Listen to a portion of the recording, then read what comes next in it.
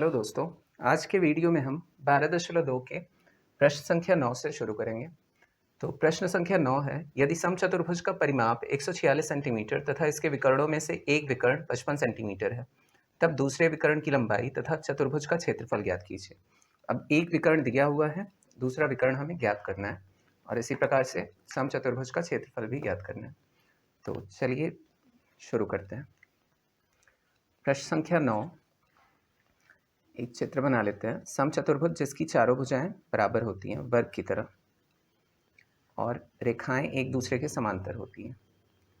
तो इसमें का एक विकर्ण दिया हुआ है और दूसरे विकर्ण का हमें माप ज्ञात करना है। मान लिया कि ये 55 सेंटीमीटर है और ये समचतुर्भुज है ए बी सी डी और इसे मान लेते हैं ओ। अब यहाँ जो विकर्णों पे कोण बनेगा ना, वो 90 डिग्री का बनता है। ठीक है, ये भी बना लेते हैं। अब जो जो दिया है वो नोट कर लेते हैं। दिया है समचतुर्भुज का परिमाप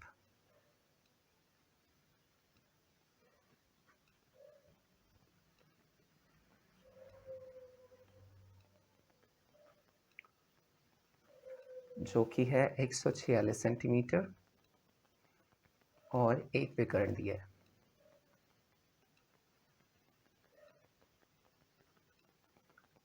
उसकी माप है 55 सेंटीमीटर। अब ज्ञात हमें जो करना है वो नोट कर लेते हैं। ज्ञात करना है समचतुर्भुज का क्षेत्रफल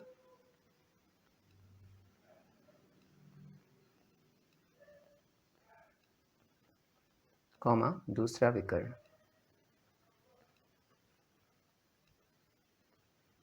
अब इसे करते हैं हल। अब देखिए, समचतुर्भुज में जो चारों भुजाएं होती हैं वो बराबर होती हैं। ठीक है, अगर किसी एक का माप दिया हो तो चारों भुजाएं क्या हो जाएंगी, उसी के बराबर हो जाएंगी। तो हम लिख सकते हैं समचतुर्भुज ए बी सी डी में समचतुर्भुज ए बी सी डी में ए बी बराबर बी सी बराबर सी डी बराबर डी ए। अब परिमाप जो होता है वो सेम जैसा वर्ग का होता है 4 गुणित भुजा, वैसे ही समचतुर्भुज की परिमाप भी होती है। तो हम लिख सकते हैं परिमाप बराबर 4 गुणित भुजा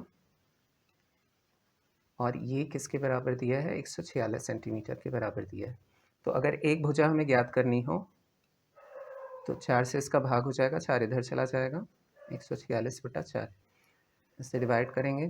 4 तियाँ 12, 4 छंग 24, 4 पंचे 20, 36.5 सेंटीमीटर पता चल गया। मतलब एक भुजा की माप कितनी है, 36.5 सेंटीमीटर।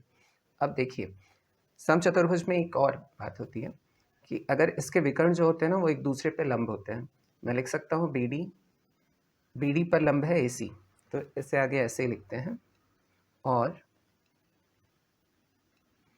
ए सी लंब है बी डी पर, इसका मतलब कि 90 अंश का कोण बन रहा है। और ए सी जो है बी डी को समद्विभाजित भी करता है, बी डी को समद्विभाजित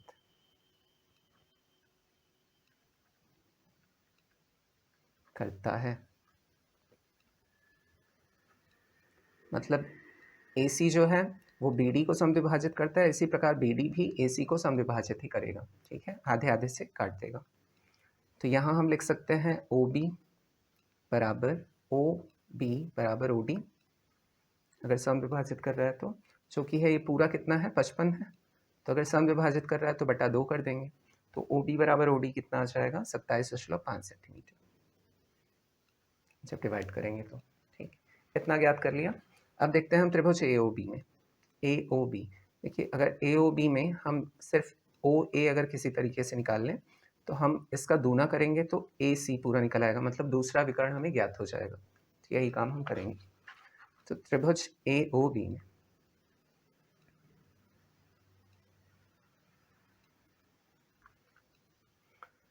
अब देखिए, ये चूंकि क्या है, एक समकोण त्रिभुज है, तो समकोण त्रिभुज जो कोण होता है ये 90 डिग्री का जो बना है उसके सामने वाली भुजा क्या कहलाती है?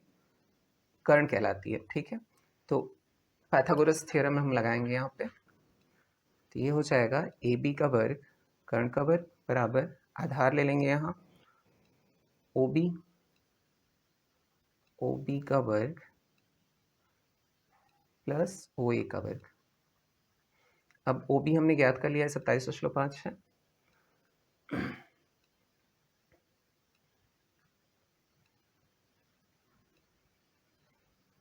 तो चलिए इससे, और A B square, A B ये पहले से दिया हुआ है, सॉरी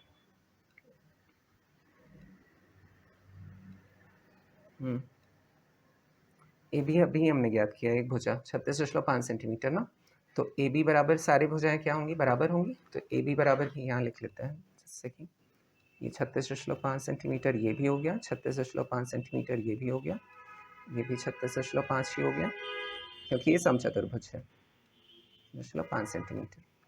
अब इससे हल करेंगे हम, तो यहाँ रख लेते हैं ए बी की जगह 36.5 का वर्ग बराबर ओ बी का वर्ग अभी हमने ज्ञात किया है तो 27.5 का वर्ग हो जाएगा, और ओ ए हमें ज्ञात करना है तो ओ ए का वर्ग। अब इसे उठा के इधर कर लेते हैं, तो ओ ए स्क्वायर बराबर हो जाएगा 36 का वर्ग अगर करेंगे तो 1332.25 माइनस, इसे इधर करेंगे तो माइनस में हो जाएगा, तो ये हो जाएगा 756.25। अब इसे माइनस करेंगे हम, तो ओ ए स्क्वायर बराबर इसमें से ये माइनस करेंगे तो हमारा आ जाएगा 576। अब ओ ए निकालना होगा तो ये जो स्क्वायर है इधर जाके करनी में हो जाएगा, और ये 576 करनी में, और 576 किसका वर्ग होता है? 24 का होता है, 24 सेंटीमीटर आ गया। तो ओ ए हमें ज्ञात हो गया। अगर अब ओ ए का हम दूना कर दें तो ए सी पूरा निकल आएगा हमारा दूसरा विकर्ण। तो यही अब आगे करेंगे। अब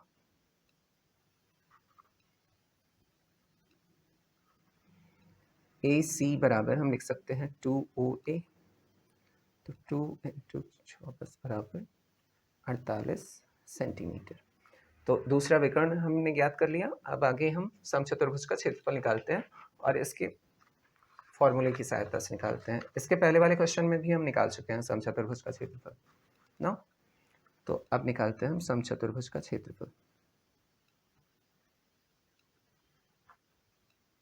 चतुर्भुज का क्षेत्रफल बराबर होता है 1/2 इंटू D1 इंटू D2। अब D1 D2 क्या होते हैं? दोनों विकर्ण होते हैं, समचतुर्भुज के विकर्ण। यहाँ लिख सकते हैं जहाँ D1, D2 विकर्ण। अब दोनों विकर्ण हमें ज्ञात है तो उनके मान रख लेते हैं। इसके बराबर 1/2 गुणित D1 55 ले लेते हैं, और दूसरा हमने अभी ज्ञात किया 48। अब इससे ये काट देंगे, ये 24 बार चला जाएगा, 24 गुणित 55 करेंगे हम, तो 55 गुणित 24 बराबर ये आ जाएगा हमारा 1320 सेंटीमीटर स्क्वायर, और यही हमें ज्ञात करना था। तो हम उत्तर लिख सकते हैं कि दूसरा विकर्ण जो था वो क्या हो गया हमारा, मिल गया था 48 सेंटीमीटर बराबर 48 सेंटीमीटर, और समचतुर्भुज का क्षेत्रफल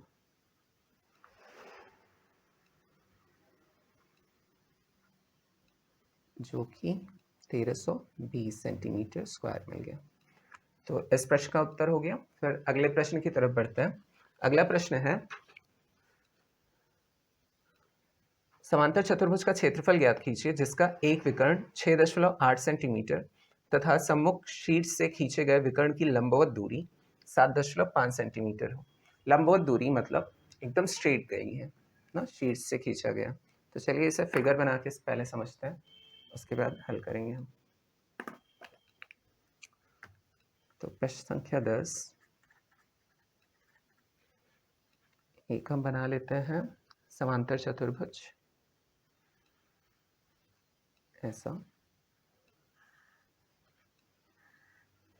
अब इसमें एक विकर्ण दिया हुआ है, इसे ले लेते हैं 6.8 सेंटीमीटर। अब बोल रहा है कि शीट से इसे मिलाया गया है, एक शीट से इसे मिला देते हैं। इसकी माप दी है 7.5 सेंटीमीटर। इसे मान लेते हैं ABCD। अब जो जो दिया है उसे नोट कर लेते हैं। दिया है समांतर चतुर्भुज में एक विकर्ण की लंबाई, समांतर चतुर्भुज में एक विकर्ण की लंबाई जो कि दिया है 6.8 सेंटीमीटर, और शीर्ष से विकर्ण की लंबवत दूरी दी है। शीर्ष से विकर्ण की लंबवत दूरी बराबर 7.5 सेंटीमीटर। अब देखिए ये चित्र देख के ही समझ में आ रहा है, अगर इस त्रिभुज का, अब यहाँ देखिए समांतर अगर चतुर्भुज है उसके विकर्ण जो होते हैं ना, उन्हें दो बराबर सर्वांगसम त्रिभुजों में विभाजित कर देते हैं। अगर कोई एक विकर्ण हम लें, सर्वांगसम या बराबर बोल सकते हैं। तो अगर इस त्रिभुज का मैं क्षेत्रफल ज्ञात कर लूँ तो इसका दूना कर दूंगा तो पूरे समांतर चतुर्भुज का मुझे क्षेत्रफल पता चल जाएगा। ठीक है, तो यहाँ देखिए ये ऊंचाई दी हुई है ना, तो हम अगर त्रिभुज के क्षेत्रफल का फॉर्मूला लगाएं तो हाफ गुणित आधार गुणित ऊंचाई होती है। तो ये ऊंचाई मिल गया और आधार ये मिल गया मुझे। ठीक है, तो इसी की सहायता से हम ज्ञात करेंगे। तो हल करते हैं।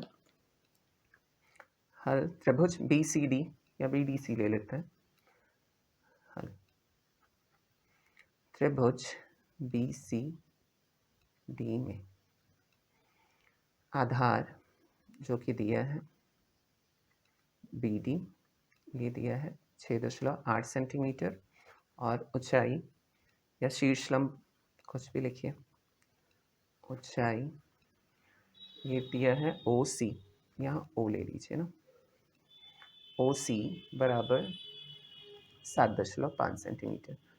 अब त्रिभुज BCD का क्षेत्रफल अगर निकालना हो हमें, BCD का क्षेत्रफल बराबर हाफ गुणित आधार गुणित ऊंचाई, इसे लिख सकते हैं हाफ गुणित BD गुणित OC। अब यहाँ मान रख लेते हैं 6.8 सेंटीमीटर गुणित 7.5 सेंटीमीटर। वैसे ये काटेंगे तो कट जाएगा, ये कटेगा 2 3 6 2 चौक 8, कट गया पूरा। अब इसमें इसका गुणा करेंगे तो ये आ जाएगा 25.5 सेंटीमीटर स्क्वायर, इतना मिल गया। अब फिर अगर हमें समांतर चतुर्भुज का क्षेत्रफल ज्ञात करना हो तो इसका दूना कर देंगे तो हमें समांतर चतुर्भुज का क्षेत्रफल ज्ञात हो जाएगा। तो अब हम समांतर चतुर्भुज ABCD का क्षेत्रफल निकालते हैं। समांतर चतुर्भुज ABCD का क्षेत्रफल जो कि हो जाएगा 2 गुणित त्रिभुज BCD का क्षेत्रफल।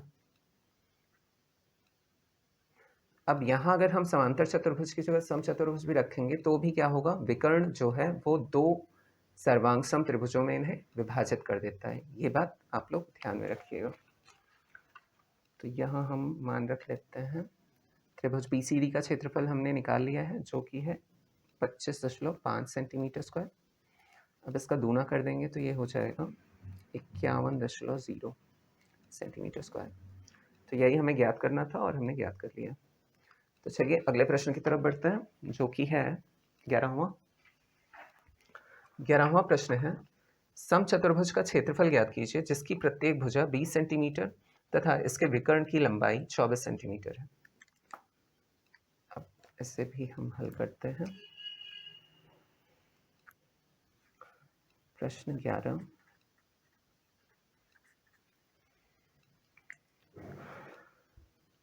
एक चित्र बना लेते हैं समचतुर्भुज का।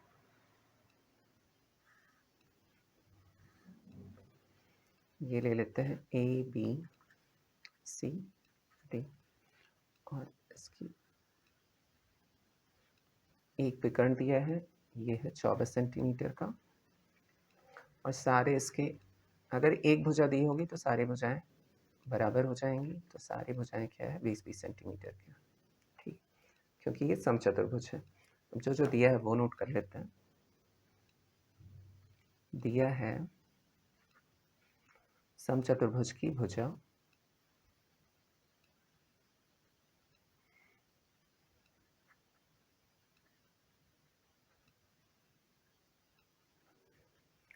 बराबर 20 सेंटीमीटर और विकर्ण की लंबाई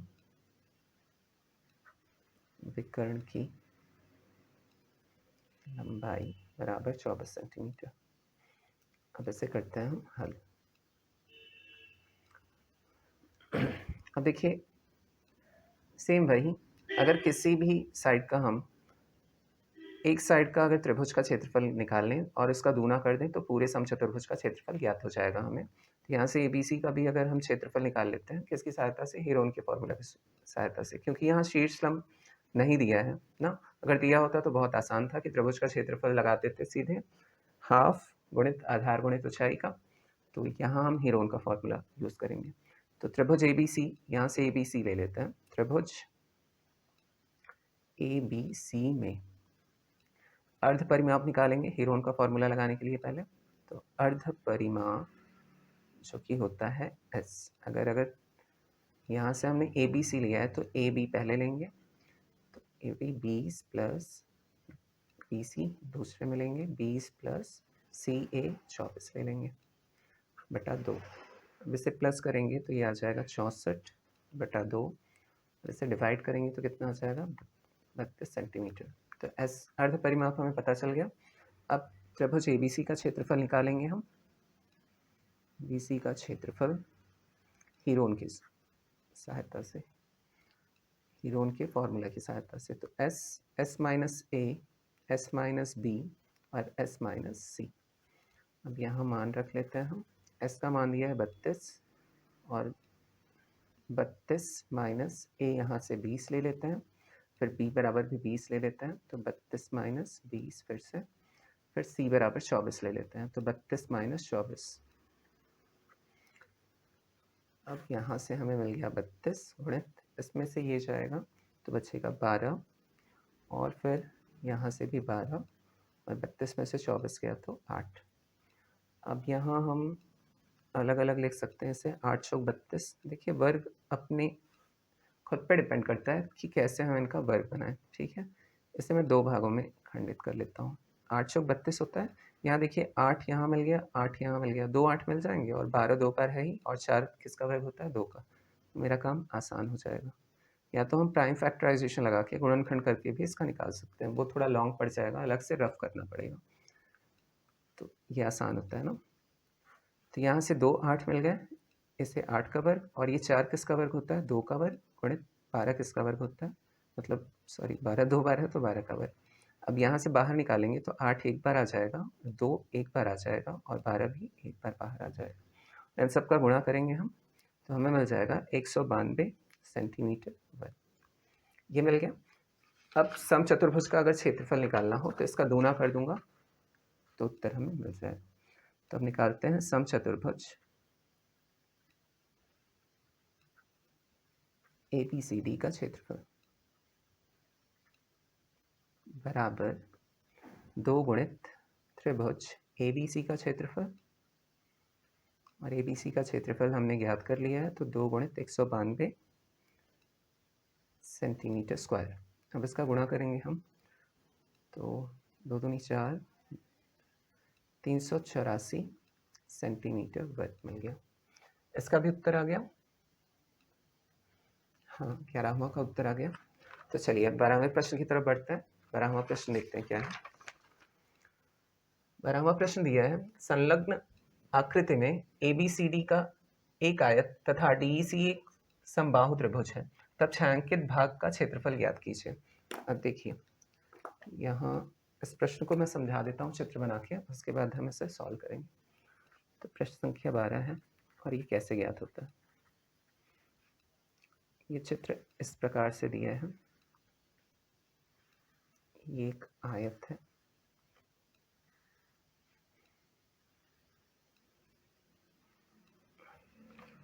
का नाम रख लेते हैं डी ई सी और ये है ए बी। ये दिया हुआ है 6 सेंटीमीटर का, तो ये भी क्या हो जाएगा 6 सेंटीमीटर। ये दिया है 8 सेंटीमीटर। आयत में सामने सामने की भुजाएं बराबर होती हैं, परस्पर बराबर होती है। अब देखिए हमें क्षेत्रफल जो ज्ञात करना है छायांकित भाग का, मतलब इस वाले भाग का पूरा क्षेत्रफल ज्ञात करना है हमें, ठीक है। अब अगर इस भाग का मुझे निकालना हो तो पहले मैं क्या करूँगा कि पूरे आयत का मैं क्षेत्रफल निकाल लूँगा, फिर त्रिभुज का क्षेत्रफल निकालूंगा। त्रिभुज के क्षेत्रफल में से अगर आयत का क्षेत्रफल मैं माइनस कर दूँ तो मेरा छायांकित भाग का क्षेत्रफल मिल जाएगा, ठीक है। अब यहाँ एक बात ध्यान देने वाली है कि ये जो है ना त्रिभुज, वो क्या है, समबाहु त्रिभुज है। समबाहु त्रिभुज कैसा होता है, जिसकी सारी भुजाएं क्या होती हैं, बराबर।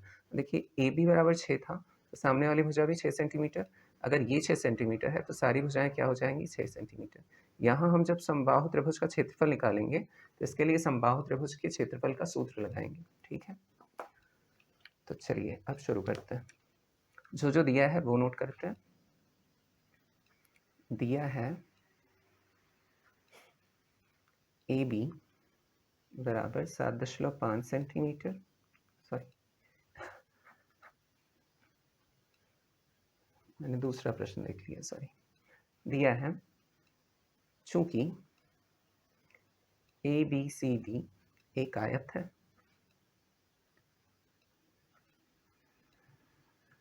इसीलिए ए बी बराबर डी सी, है ना, सामने सामने की भुजा बराबर बराबर 6 सेंटीमीटर। इसी प्रकार बी सी बराबर ए डी बराबर 8 सेंटीमीटर। अब करते हैं हल। अब देखिए त्रिभुज यहाँ से डी ई सी अगर त्रिभुज लूँ, त्रिभुज डी ई सी एक समबाहु त्रिभुज है।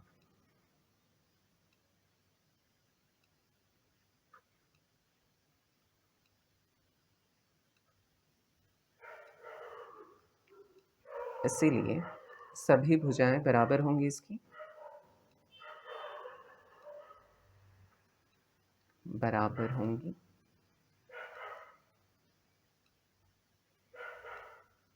तो हम लिख सकते हैं डी सी बराबर ई सी बराबर डी ई, सारी भुजाएं परस्पर बराबर हैं और ये बराबर किसके हैं, 6 सेंटीमीटर। अब लगाते हैं त्रिभुज डी सी का क्षेत्रफल अगर निकालना है तो हम समबाहु त्रिभुज का क्षेत्रफल लगाते हैं और ये होता है करनी में 3/4 गुणित भुजा का वर्ग होता है, ठीक है। तो यहाँ भुजा एक दी हुई है 6 सेंटीमीटर, तो उससे रख लेते हैं करनी में 3/4 गुणित 6 का वर्ग, मतलब 6 दो बार। अब यहाँ से हम काटें इसे तो 2 दूनी 4, 2 तिहाई 6, फिर 2 तिहाई 6, तो ये मिल जाएगा हमें 9 करनी में 3 सेंटीमीटर स्क्वायर, ये मिल गया। अब फिर और निकालते हैं हम आयत का क्षेत्रफल। अगर आयत का पूरा क्षेत्रफल निकाल के त्रिभुज के क्षेत्रफल में से घटा दें तो ये हमें छायांकित भाग का मिल जाएगा। तो अब निकालते हैं हम, और आयत ए बी सी डी का क्षेत्रफल बराबर, हमें पता है कि क्या होता है, लंबाई गुणित चौड़ाई, या L/B होता है। तो यहाँ लंबाई भी हमें पता है 8 और चौड़ाई भी पता है 6, तो 8 छंग 48 सेंटीमीटर स्क्वायर। अब हम आगे लिखेंगे छायांकित भाग का क्षेत्रफल हो जाएगा, इसीलिए छायांकित भाग का क्षेत्रफल बराबर आयत ए बी सी डी का क्षेत्रफल माइनस त्रिभुज डी ई सी का क्षेत्रफल। अब ये दिया हुआ है 48 सेंटीमीटर स्क्वायर माइनस 9 करनी में 3 सेंटीमीटर स्क्वायर। अब यहाँ से सेंटीमीटर कॉमन ले लीजिए तो बच जाएगा 48 माइनस करनी में 9 करनी में 3 सेंटीमीटर वर्ग, और यही हमें ज्ञात करना था। तो ये वाला प्रश्न भी हल हो गया। फिर अगले प्रश्न, जो आखिरी प्रश्न है, उसकी तरफ बढ़ते हैं। इसके नेक्स्ट पार्ट में मैं और बाकी के जो बचे हुए क्वेश्चंस हैं उन्हें सॉल्व करा दूंगा। तो चलिए 13वें प्रश्न की तरफ बढ़ते हैं। 13वां प्रश्न दिया है, संलग्न आकृति में त्रिभुज ABC की भुजाएं क्रमशः AB बराबर 7.5 सेंटीमीटर, AC बराबर 6.5 सेंटीमीटर और BC बराबर 7 सेंटीमीटर है। आधार BC पर त्रिभुज ABC के समान क्षेत्रफल वाला समांतर चतुर्भुज BCED बनाया गया है। तब समांतर चतुर्भुज की ऊंचाई DF ज्ञात कीजिए। अब सबसे पहला हमारा काम होगा चित्र बनाना।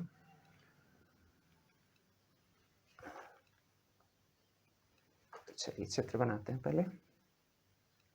प्रश्न संख्या 13, ये एक त्रिभुज दिया है और ये इस प्रकार का एक समांतर चतुर्भुज है, ये पूरा समांतर चतुर्भुज है, ठीक है। अब ये दिया हुआ है ABC, यहाँ से एक ऊंचाई दी है। ये अगर पूरा समांतर, अभी इसे हाईलाइट कर देता हूँ तब आप लोगों को समझ में आएगा। DE ये हो गया, और इसका यहाँ से माप दिया है, ये है 7.5 सेंटीमीटर का, और ये पूरा माप दिया है, पूरा ये दिया है 6.5 सेंटीमीटर का, और ये आधार का माप दिया है, ये है 7 सेंटीमीटर का। अब देखिए यहाँ समांतर चतुर्भुज जो है ना BCED है, ये पूरा है ना, देख रहा, ये पूरा बन गया हमारा समांतर चतुर्भुज, और इसकी ऊंचाई यहाँ पे DF है ना, लंब है, ठीक है। तो चलिए जो जो दिया है उससे नोट करते हैं हम। दिया है AB बराबर 7.5 सेंटीमीटर और AC बराबर 6.5 सेंटीमीटर और BC बराबर 7 सेंटीमीटर, और दिया है कि समांतर चतुर्भुज का क्षेत्रफल बराबर समांतर चतुर्भुज का क्षेत्रफल बराबर त्रिभुज का क्षेत्रफल। इसे ऐसे भी लिख सकते हैं हम कि एरिया ऑफ पैरेलल ग्राउंड, जो आसान लगे वैसे लिख लीजिएगा, parallelogram BCED equal to area of triangle ABC, ठीक है। अब इसे करते हैं हल। त्रिभुज ABC का क्षेत्रफल निकालते हैं, अर्ध परिमाप निकालते हैं। मैं समझाता जाऊंगा कि कैसे ये हल होगा। त्रिभुज ABC का अर्ध परिमाप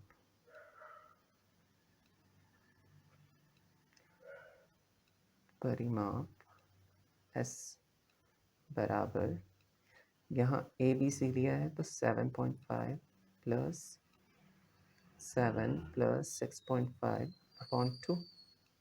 अब इसे जोड़ेंगे तो ये 21 आएगा, 21/2, और इसे डिवाइड करेंगे तो कितना आ जाएगा, 10.5 सेंटीमीटर। अब निकालते हैं त्रिभुज ABC का क्षेत्रफल।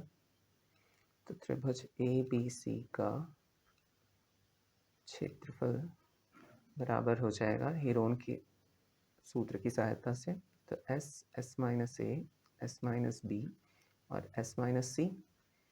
अब इसे और हल करेंगे हम, तो यहाँ से S निकाला है हमने 10.5, और 10.5 माइनस A ले लेंगे 7.5 को, और इसी प्रकार 10.5 माइनस 7, B को यहाँ ले लिया, और 10.5 माइनस 6.5 C को ले लिया।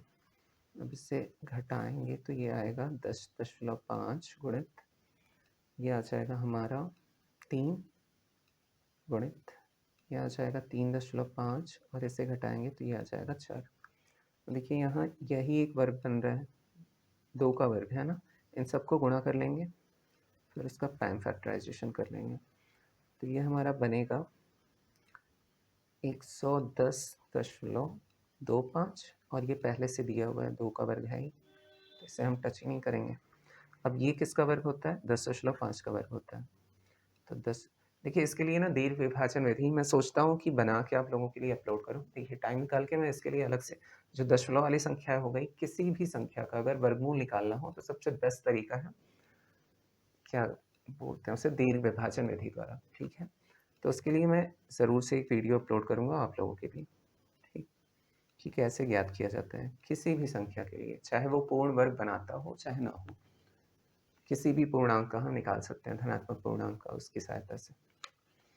अब यहाँ से एक बाहर आ जाएगा 10.5 और यहाँ से एक बाहर आ जाएगा 2। अब इनका गुणा करेंगे तो ये आ जाएगा 21 सेंटीमीटर स्क्वायर। अब देखिए यहाँ हमने इसका क्षेत्रफल ज्ञात कर लिया। ये किसके क्षेत्रफल के बराबर है? समांतर चतुर्भुज के क्षेत्रफल के बराबर है। हम लिख सकते हैं आगे, और एरिया ऑफ पैरेललोग्राम, इससे समांतर चतुर्भुज का शॉर्ट फॉर्म में लिखने के लिए यूज़ करते हैं। BCED बराबर एरिया ऑफ ट्रायंगल ABC, और ABC का हमने क्षेत्रफल ज्ञात कर लिया है, इससे रख देते हैं। ये दिया है 21 सेंटीमीटर, और इसे हम क्या लिख सकते हैं? किसी समांतर चतुर्भुज का क्षेत्रफल अगर निकालना हो तो ये होता है आधार गुणित ऊंचाई। आधार गुणित ऊंचाई यही होता है। अब देखिए यहाँ आधार तो दिया हुआ है BC जो कि है 7 सेंटीमीटर, और यहाँ ऊंचाई अगर लेंगे तो DF ही लेंगे, यहाँ FP है ना, ये DF ही होगी समांतर चतुर्भुज की ऊंचाई। तो यहाँ से हम आधार की जगह क्या लिख सकते हैं? BC, तो BC गुणित DF बराबर 21 सेंटीमीटर स्क्वायर है। सॉरी, तो यहाँ BC बराबर 7 सेंटीमीटर पहले से दिया है, और DF तो हमें ज्ञात ही करना है ऊंचाई, तो 21 सेंटीमीटर स्क्वायर। अब 7 सेंटीमीटर को इधर भेज देते हैं, तो DF बराबर आ जाएगा 21 सेंटीमीटर वर्ग बटा 7 सेंटीमीटर। और सेंटीमीटर से सेंटीमीटर एक कैंसिल हो जाएगा, 7 × 21, तो 3 सेंटीमीटर हमारा बच जाएगा। तो ये आ गया उत्तर। 13 प्रश्नों के हल हो गए हैं। फिर देखिए नेक्स्ट वीडियो में मैं ये सारे क्वेश्चंस करा के उसके बाद एक्सरसाइज 1 से शुरू करूँगा। तो थैंक्स फॉर वॉचिंग वीडियो, फिर मिलता है नेक्स्ट वीडियो में। Take care, bye bye.